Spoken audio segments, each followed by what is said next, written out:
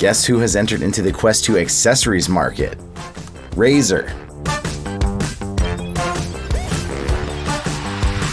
Now, Razer has said a while back they were going to start making Quest 2 accessories. They partnered up with a San Diego, California-based medical supplies company actually called ResMed to design a head strap and a facial interface. I've actually had these for a few days. I've been testing them for a few days. Watch out for a review video later this week. But for those of you who are curious, there is a head strap. It says Razer on the back. I got it covered up here. And the facial interface, $70 a piece. Not for both of them, a piece. There's a bundle for $140 to get both. It's interesting news to see such a big name in gaming, especially a mainstream name, enter into the Quest 2 market, but they're seeing these things are selling like hotcakes and people are buying accessories because the stock ones aren't comfortable. Watch out for that review video later this week. When you hear the name Meta, frankly, I don't know what comes to mind for everybody out there, but it's a huge umbrella. When you hear Oculus, a lot of people think VR headsets. A lot of people don't realize that Meta or Oculus has one of the biggest VR publishing titles of actual games in the entire world. Meta is actually doing some rebranching to that publishing arm and is going to keep the Oculus name alive, surprising to me and probably to most people. They announced this actually at GDC where we were at this last week.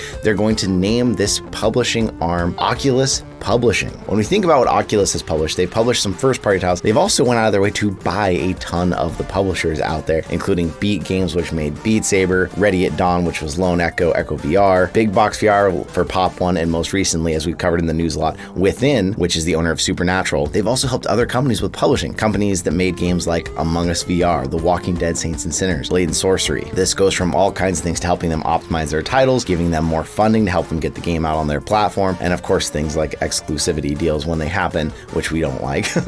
But when there's timed exclusivity, publishers typically pay gaming companies to keep it on their platform longer to help them sell more headsets. It's exciting to me to see the Oculus name still in there, but what do you think? Let me know in the comments. Meta has recently stated that Quest titles are still seeing really great sales. The company said they're now up to over 500 titles available on the Meta Quest store, with 40 of them grossing over 10 million apiece. And the number of titles that have even exceeded the 20 million mark have doubled over the last year. Chris Pruitt, the Meta director of content ecosystem and the head of third-party games, said some really interesting things about what they're seeing with the shift in how games are being purchased. With the early enthusiasts buying up a lot of different games, new things that came out because they wanted to experience things. Now, as we've moved further into VR, people are really looking for those high-quality games that are more like the AAA experiences they're used to. And the quality games are now the ones that are hitting these higher sales marks instead of a lot of easy, small, bite-sized games where people just want to experience VR. I feel like I've been saying that forever, but we're all looking for the next big AAA style title. And now that they're seeing this, maybe this means there will be a bit more investment in that direction. What do you think? As Meta has discontinued support to the Quest 1, we're starting to see more and more titles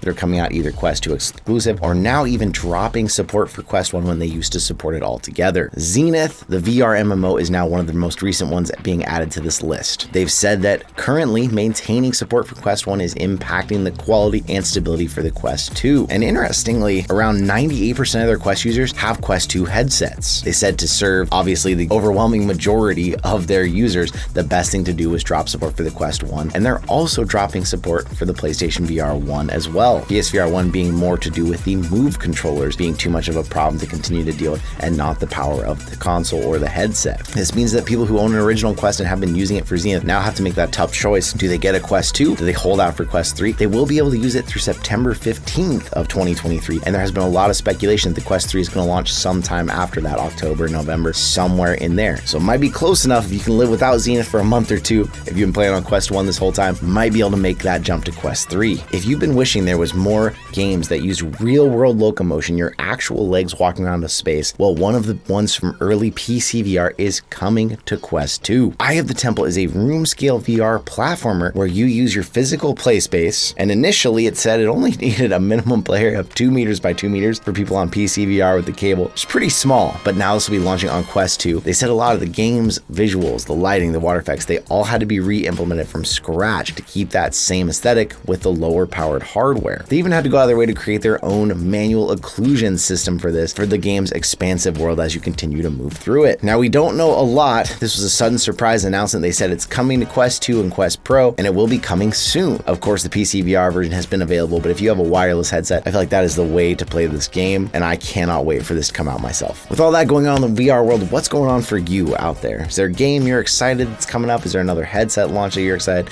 We got to see a lot of GDC. I got to actually check out one of the big screen beyond that little tiny headsets when I was in Orlando before that. So we got a lot to catch you up on, talk about as we go through all that footage. Thank you for coming out and being here with me today, and I will see you in another reality.